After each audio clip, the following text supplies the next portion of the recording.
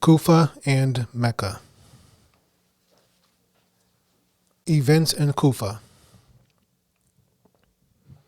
When Muslim ibn Aqil, that is Hussein ibn Ali's cousin, arrived in Kufa, he first stayed with a man named Mukhtar ibn Ubayd.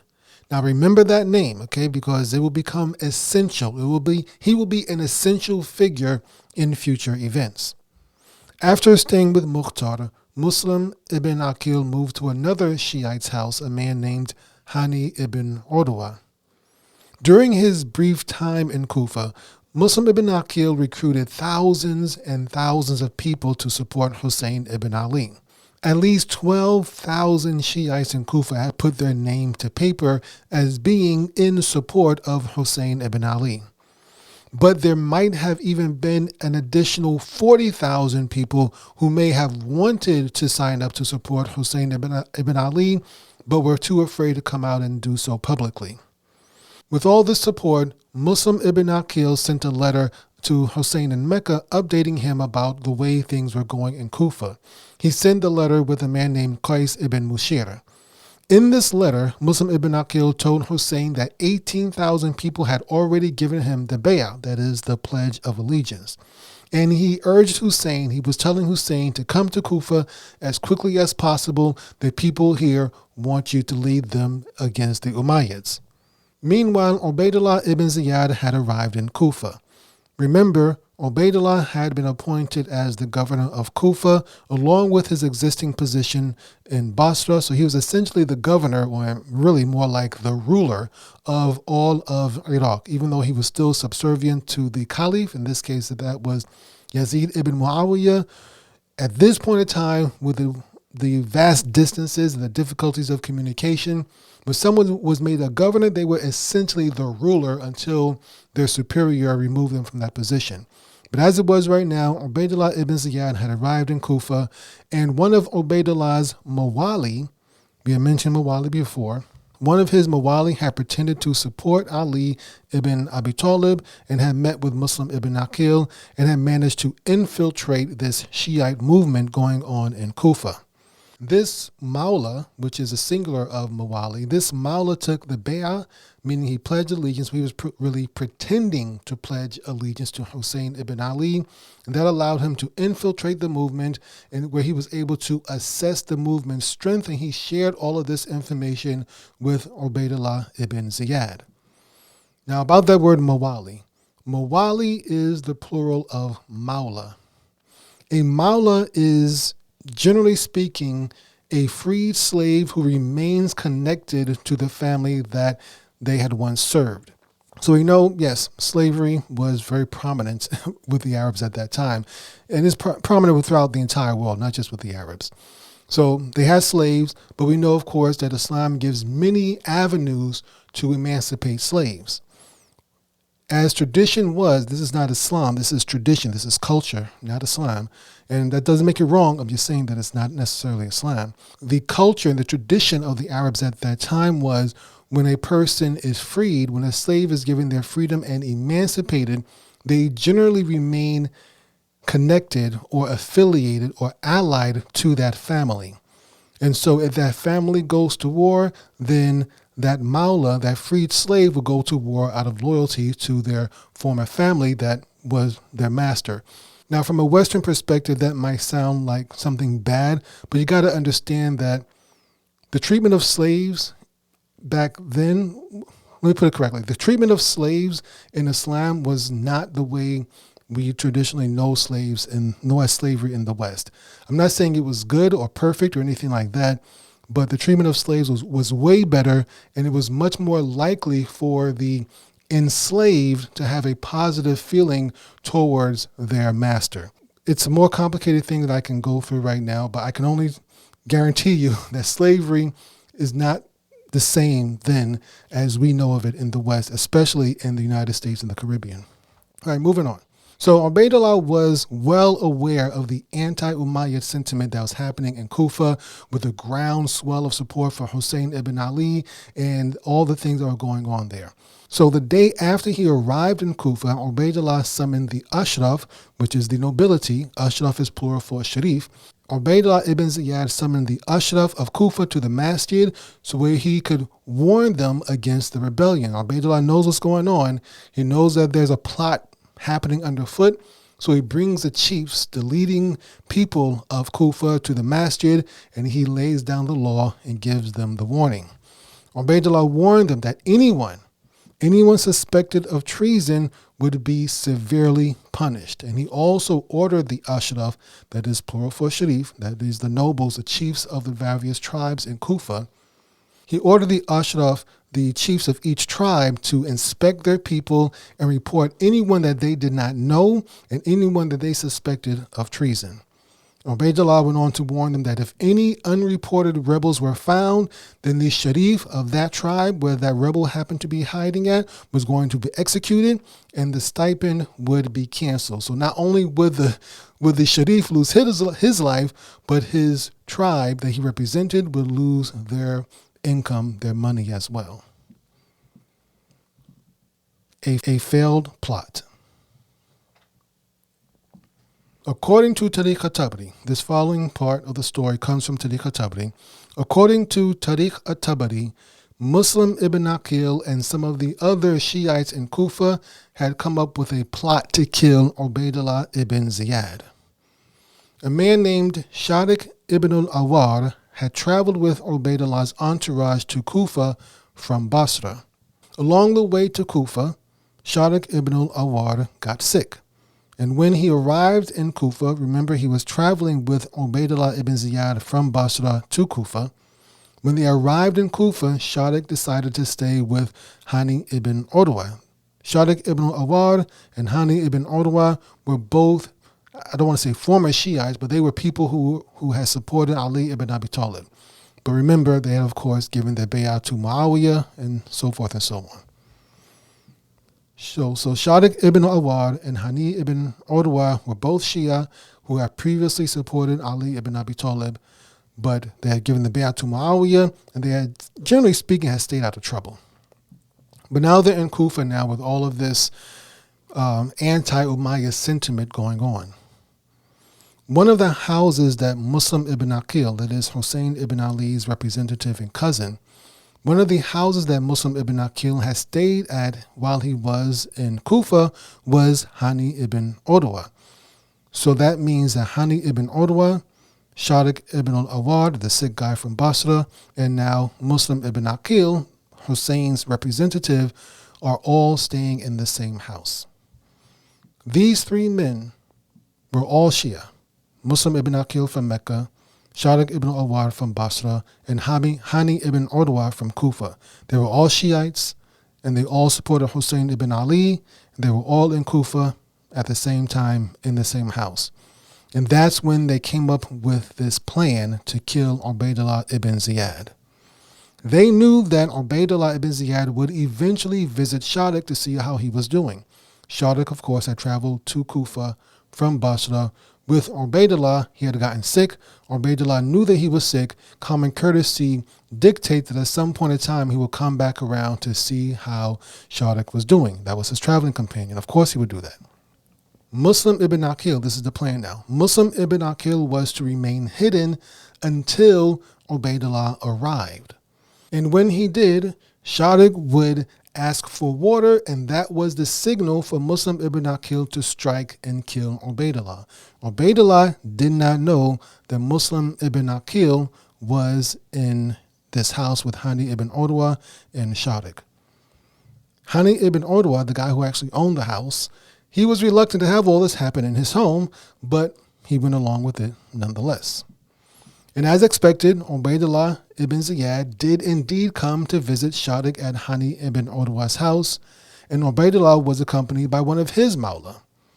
During the visit, Sharik, according to the plan, Sharik called out for water. However, Muslim ibn Aqil, who was hiding nearby, he suddenly froze. He froze and he did not attack Ubaydullah according to the plan. Perhaps he got cold feet, or maybe he felt bad about killing Ubaydullah while he was visiting a sick Muslim. But whatever happened, Muslim ibn Aqil did not attack Ubaydullah ibn Ziyad. And with all the waiting, and by the way, Shadapa kept repeating, give me some water, very suspiciously. And the Mawla who was with Ubaydullah ibn Ziyad, he realized that something was wrong, and he warned Ubaydullah that something's not right. We got to get out of here. And they both got out of there as quickly as possible. So Ubaydullah figures out that his life had been in danger, something was going to happen. So the very next day, he summoned Hani ibn Urwa to the palace, to the governor's palace. Remember, it was Hani ibn Urwa's house. Even though he was reluctant to go along with the plot, he allowed it to happen in his house, so he is guilty. When Hani ibn Urwa arrived at the palace, Ubaydullah beat him with his staff and then had him thrown into the dungeon. When this happened, a rumor began to spread that the governor, that is Ubaydullah ibn Ziyad, had executed Hani ibn Urwa, but he didn't execute him, he had just beat him up and then threw him into prison. This, however, prompted Hani ibn Urwa's clan, that is the Madhij, to mobilize for war because they thought the governor had executed or had killed their man, and so now they were ready to go to war. There was already anti-Umayyad sentiment in Kufa anyway. This was probably just a boiling point for that clan. Almost an uprising. So with Hani ibn Urwa's clan, the Madhij, getting ready to go to war against Ubaydullah ibn Ziyad, Muslim ibn Aqil sees that this is an opportunity, and so he tries to take advantage of the situation as it plays out.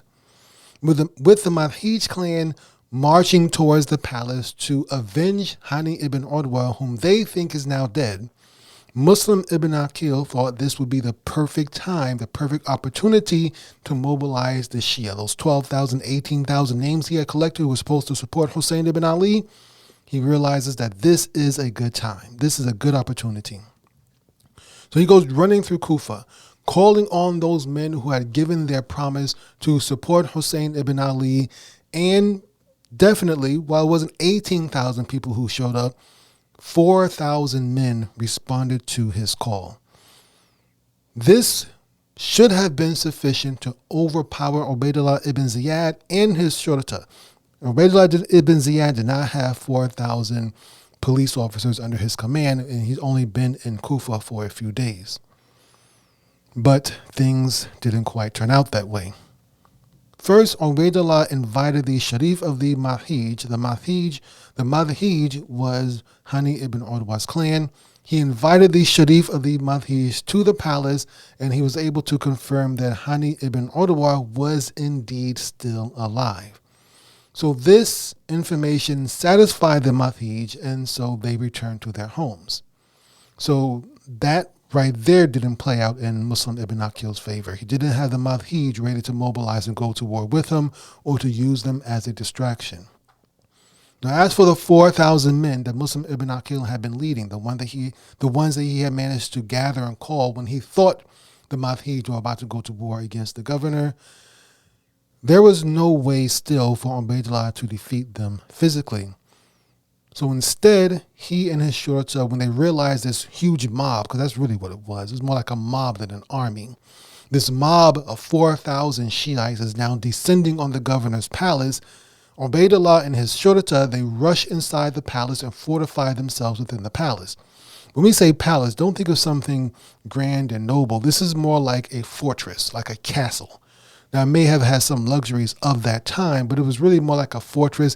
It was built for military purposes, but it was also the governor's home. So Ubaydullah ibn Ziyad and his shurta, his police, they fortify themselves within the palace. And they have to think of a way to defeat this mob or try to figure things out. Ubaydullah's shurta, they come up with a plan to insert themselves into the mob that's now surrounding the palace that's trying to break through the doors. The shurta, they go and discreetly, insert themselves into the mob, and they start moving through the crowd. And as it goes through the crowd, they quietly start offering bribes to the different Shiites, to different men that are there. And if that didn't work, they start whispering threats. Some of the shurta actually didn't go into the mob. Instead, they went into the city. And they went to the women, the sisters and the wives and the mothers of these young men who were now part of this mob surrounding the palace. And they warned the women to come and get their sons, because if they didn't, something bad would probably happen.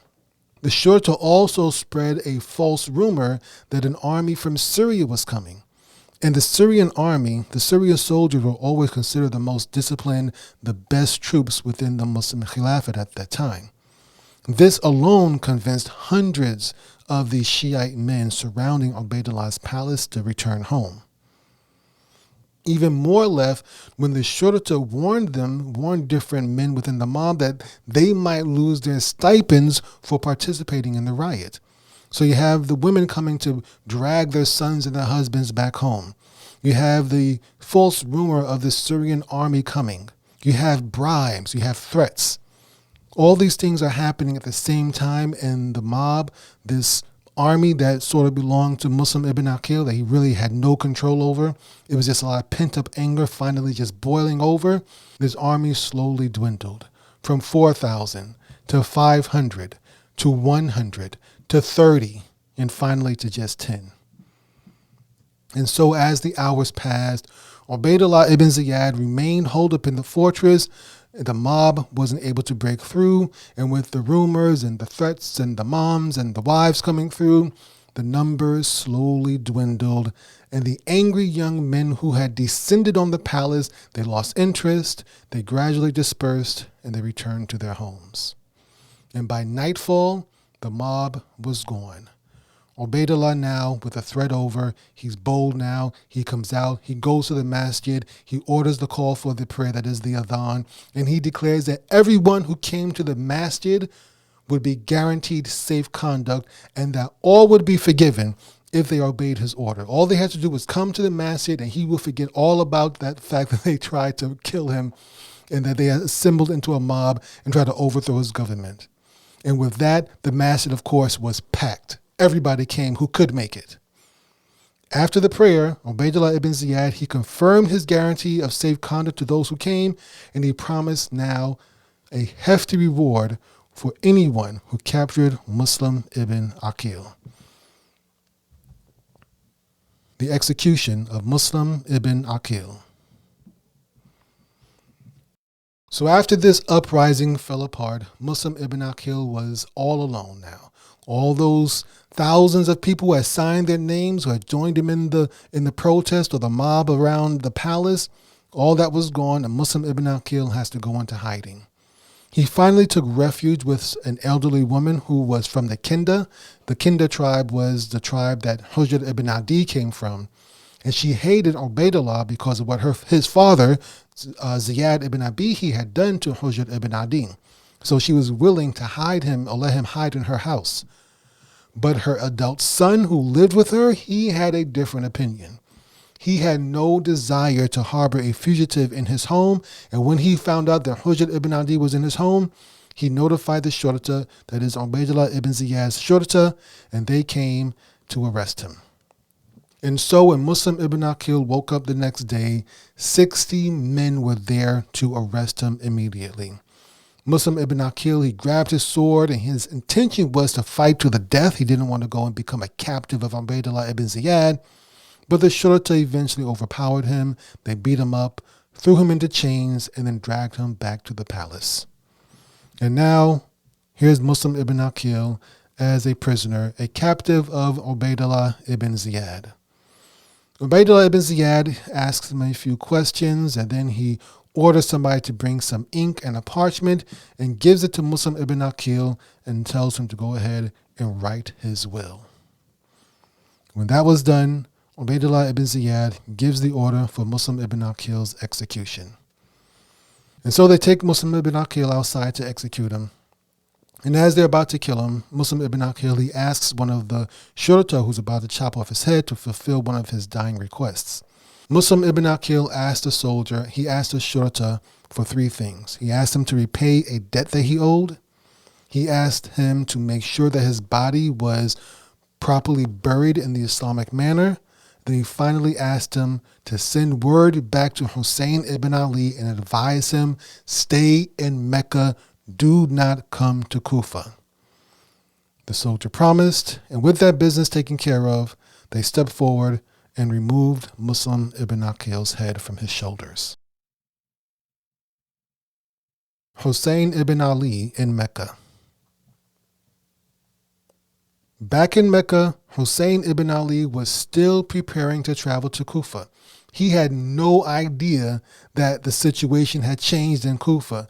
He had received Muslim ibn Aqil's first letter telling him that he had all these thousands of people ready to support him, that there was all of this anti-Umayyad sentiment. So with this first letter, Hussein ibn Ali was under the impression that he had thousands of people in Kufa ready to support him. However, of course, we know that wasn't the situation. However, the people in Mecca were advising Hussein ibn Ali to stay in Mecca. Abdullah ibn Abbas, who's a relative of Hussein ibn Ali, they're both from the Hashim clan. Abdullah ibn Abbas, Abdullah ibn Zubair, or just plain old Ibn Zubair, they both tried to talk Hussein out of traveling to Kufa. Ibn Abbas, he was the son of Abbas ibn Abdul Muttalib. Abbas ibn Abdul Muttalib was one of Prophet Muhammad sallallahu alaihi wasallam, one of his uncles. So that means that Abbas, the Prophet's father, whose name was Abdullah, and Hussein's grandfather, Abu Talib, were all brothers. Ibn Abbas, the son of Abbas ibn Abdul Muttalib, Ibn Abbas, he went through a series of questions with Hussein, like a series of logical questions to come to a conclusion with Hussein. This is what he wanted to ask Hussein regarding his plans to travel to Kufa. Let's go through these questions and how Hussein answered them. Ibn Abbas asked, "Have the Kufans killed their governor?" Hussein replied, "No." Ibn Abbas asked, "Have they shunned the tax collectors?" Hussein replied, "No." Ibn Abbas asked, "Have they driven out Banu Umayyah and all their supporters?" Again, Hussein replied, "No." Ibn Abbas then said, "These people are not serious. They invite you to war, but haven't taken steps to ensure your victory." So we can see from this brief conversation that Ibn Abbas is advising Hussein ibn Ali that the people there in Kufa, they're not trying to help you. They may talk a big game, but they are not ready to help you. Hussein ibn Ali doesn't know this yet, but unfortunately, Muslim ibn Aqil found it out the hard way. Ibn Zubair also tried to dissuade Hussein ibn Ali from going to Kufa. Ibn Zubair tells Hussein ibn Ali, "Stand up at the Kaaba, and I will be the first to pledge to you. I will gather both our supporters together around you." But Hussein ibn Ali rejected that offer, and when he did reject that offer, Ibn Zubair then advised him, at least don't take your family along with you. Don't take the women and children. You're going into battle. You're going for war. Don't take the women and children with you. Hussein, his reasoning, his response was that the families of his followers in Kufa, they were already suffering. And it wouldn't be right for his family to remain safe in Mecca while theirs were in danger. Omar ibn Sa'ad. Meanwhile, back in Kufa, Ubaydullah ibn Ziyad had restored order and he had full control of the city, and he starts carrying out some brutal retribution. His shurata, they began searching the city for anyone and everyone that had been associated with Muslim ibn Aqil and who had not received his guarantee of safe conduct. Ubaydullah ibn Ziyad, he canceled stipends, he ordered homes to be burned, he confiscated lands, he imprisoned entire families, and he executed hundreds of people. Hani ibn Urwa, that was the one whose home the failed assassination attempt had taken place in, he was one of those who were executed.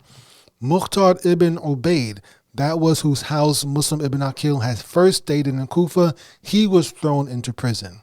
Now, when the uprising was going on, the shurta, as I mentioned, they were going through the streets trying to dissuade or persuade the mob to go back home. But along the way, they arrested several young men who were on their way to join the mob. They hadn't actually joined the mob. They were on their way to join it, though. So the shurta arrested these young men, and threw them into prison. And since they were in prison, they couldn't join the mob at the palace, but also they weren't included in Ubaydullah's amnesty offer. When Ubaydullah said everyone who joins me at the masjid will be forgiven, they were in prison, so they couldn't be at the masjid.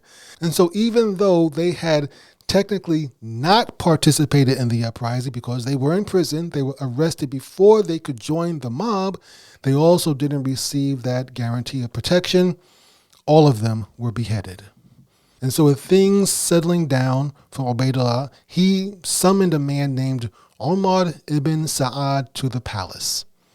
Umar ibn Sa'ad was the son of Sa'ad ibn Abi Waqqas, who was one of the greatest companions. He was one of Prophet Muhammad sallallahu alaihi wasallam's closest companions.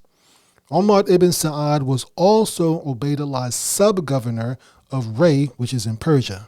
By this time, Ubaydullah ibn Ziyad, he's fully aware of all the rumors that Hussein ibn Ali might be coming to Kufa. He doesn't know whether Hussein ibn Ali is coming with a full army or with just a small group or by himself. He's just hearing these rumors after he arrested and killed and tortured so many people. He's hearing and he knows that Hussein ibn Ali is most likely heading towards Kufa. So he wants his sub-governor, Umar ibn Sa'ad ibn Abi Waqqas, he wants Umar ibn Sa'ad to prepare an army to stop Hussein ibn Ali from getting to Kufa. Now initially, of course, Umar ibn Sa'ad doesn't want to do this. But Ubaydullah threatens to dismiss him from his position as governor of Ray, and so Umar ibn Sa'ad, he decides to go along with Ubaydullah ibn Ziyad's orders. Umar ibn Sa'ad's father, that is Sa'ad ibn Abi Waqqas, he had been a devout Muslim. He died just a few years before this during the reign of Muawiyah ibn Abi Sufyan. Umar ibn Sa'ad was one of the most successful Muslim commanders during the early part of the Khilafah, essentially the righteous caliphs, during the time of Umar ibn al-Khattab, which might be why he named his son Umar. Allah knows best, but I have a feeling he probably named his son after Umar ibn al-Khattab. Sa'ad ibn Abi Waqqas had taken over the Muslim armies in Persia after Abu Bakr radiallahu anhu sent Khalid ibn Walid radiallahu anhu to Syria. Go back to listen to season 2 if you don't know the sequence of events. But at one point in time, Abu Bakr had to send Khalid ibn Walid to relieve the armies in Syria. And so Sa'ad ibn Abi Waqqas took over the armies in Persia and led them to victory, completely wiped out the Sassanid dynasty. Sa'ad ibn Abi Waqqas went on to conquer most of Persia, and during the first fitna between Ali and Muawiyah, during the first fitna, Sa'ad ibn Abi Waqqas, he refused to support either one of them. He wouldn't support Ali ibn Abi Talib nor Muawiyah ibn Abi Sufyan. And later on, when Muawiyah and the Umayyads started cursing Ali after the khutbahs and things like that, Sa'ad ibn Abi Waqqas refused to obey the order to curse Ali ibn Abi Talib. Unfortunately, however, Umar ibn Sa'ad was not the same man that his father was. Umar ibn Sa'ad was, unfortunately, much, much less. In the next episode, inshallah, we'll follow Hussein ibn Ali on the road to Karbala. But until then, assalamu alaikum wa rahmatullahi wa barakatuhu.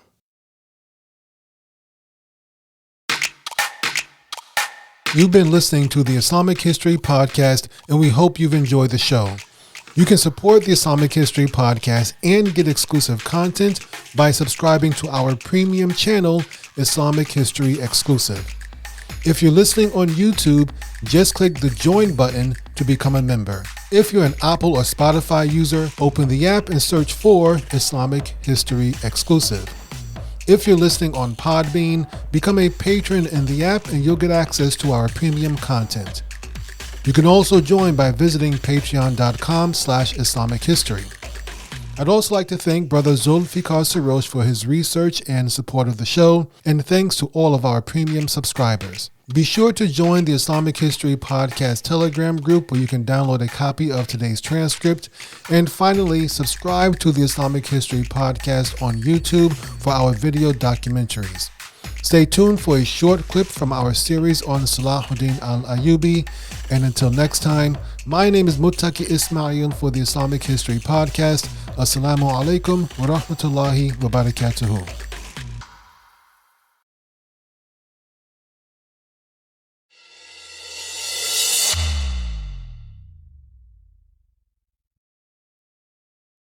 Assalamu alaikum. Welcome back to Islamic History Exclusive. This is the podcast exclusively for Patreon subscribers of the Islamic History Podcast. And in this series, we are going over the life of Salahuddin al-Ayyubi, known to the West as Saladin. In this episode, we'll be discussing the famous battle known as the Field of Blood and two of the Christian military orders operating in Outremer. But before we get into that, let's begin with a recap of where we are so far. In the previous episode, we discussed how the Crusader states, also known as Outremer, continued to grow even after their initial conquests. Outremer needed land to use as a buffer from the local Muslim powers and for natural resources. Two of the most prominent crusaders in this regard were Tancred of Antioch and King Baldwin I of Jerusalem. We also mentioned how it was important for Outremer to acquire and maintain ports along the Mediterranean Sea. These ports would act as their primary connection to Europe. We also discussed the state of Muslim leadership in the Middle East at this time, and we briefly went over the Abbasid Caliphate in Baghdad, the Fatimid Caliphate in Cairo, and the various minor rulers in the cities of Damascus, Mosul, and Aleppo. Aleppo was particularly unstable as its ruler, Prince Ridwan, died, leaving a young son as his heir. The boy's regent, Lulu al-Yahya, attempted to keep control for himself but was assassinated in 1117. And with that, let's turn to the events leading up to the Field of Blood. When Tancred died in 1112, his nephew Roger of Salerno became the ruler of Antioch. Roger of Salerno married the sister of Baldwin II, who was the Count of Edessa. Baldwin II had disputed with Tancred about Antioch's dominance over Edessa, which almost led to civil war until King Baldwin I of Jerusalem intervened. The marriage between Roger of Salerno and Baldwin II's sister was really a political marriage to end the rivalry between Antioch and Edessa. Under Roger of Salerno, Antioch continued to grow, steadily encroaching on Aleppo's territory. Roger of Salerno exacerbated things by also demanding higher and higher tributes from Aleppo. Il-Ghazi, the new ruler of Aleppo, finally had enough when Roger of Salerno captured the city of Azaz in 1119. Azaz, a city in Syria, was only 25 miles north of Aleppo. Now there was nothing but open desert between Aleppo and Roger's territory. Il-Ghazi was the head of the Artukid dynasty, which was based in Anatolia between southeast Turkey and northeast Syria. The Artukid dynasty had been founded by Il-Ghazi's father, Artuk Bey, and Artuk Bey had been a general in the Seljuk Turk army and was also the governor of Jerusalem until he died in 1091. When the Fatimids captured Jerusalem from the Seljuks, the vizier al-Afdal expelled Il-Ghazi and his brother from the city. The brothers settled in Mardin in southern Turkey, where they established themselves as rulers. After his brother died, Il-Ghazi continued to expand his territory in southern Turkey. Il-Ghazi finally assumed control over Aleppo when its regent, Lulu al-Yahya, died in 1117. The Field of Blood. After Roger's conquest of Azaz in 1119, Il-Ghazi decided to meet the Franks on the battlefield. He marched out of Aleppo with a force of over 10,000 soldiers and headed straight for Antiochene territory.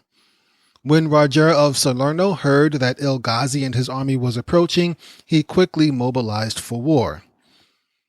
He probably should have remained behind his walls and sent for help from Jerusalem or one of the other Crusader states. However, Roger of Salerno was impatient and dismissive of Muslim fighting skills. He was also a little overconfident, having recently defeated a much larger Seljuk Turk army in 1115. So he marched out of Antioch with an army of little more than 4,000 soldiers.